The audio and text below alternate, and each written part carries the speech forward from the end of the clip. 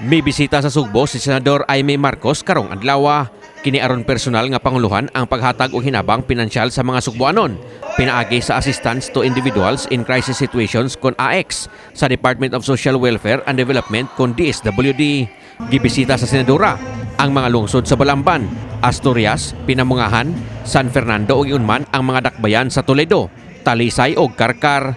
Moabot sa City Mill ka mga negadayang sektor sama sa mga tricycle driver, candle vendor, senior citizens ug uban pa ang nakadawat sa AX. Tag 3,000 pesos nga cash assistance ang nadawat sa matag benepisyaryo. Pagpasabot sa senadora nga sayod siya sa kalisod nga naagian sa negadayang sektor sa komunidad dihang maigo ang pandemya sa nasod sulod na sa kapintulo ka tuig. Busa iya gid kini nga gitagaan og pagtagad.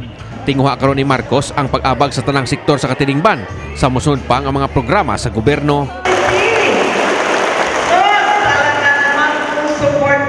Thank you so much. Salamat. Mula noon hanggang ngayon, Marcos pa rin ang kanya.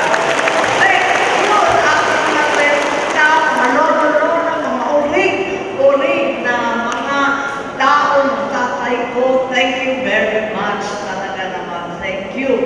Samtang gipasalamatan usab sa senadora ang mga karkaranon sa ilang mayoryang suporta sa manghod nga si Presidente Ferdinand Bongbong Marcos Jr.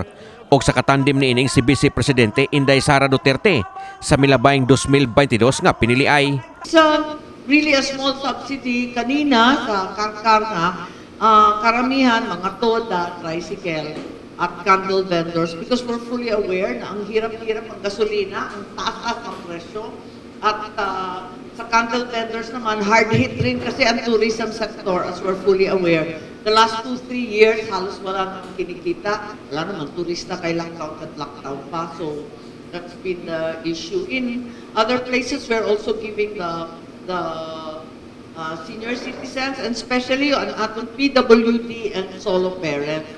The problem is, yung senior citizen stipend is not yet comprehensive. Hindi pa na-covered lahat ng senior citizen. PWD, zero pa. Yung solo mommy, solo parent, zero pa rin ang ayuda. Kulang pa eh.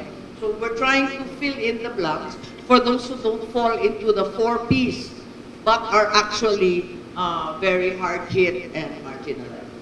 Human sa pagpangapod-apod sa AX nangunay usab ang senadora sa pagpangapod-apod og mga Nutriban alang sa mga batang karkaranon.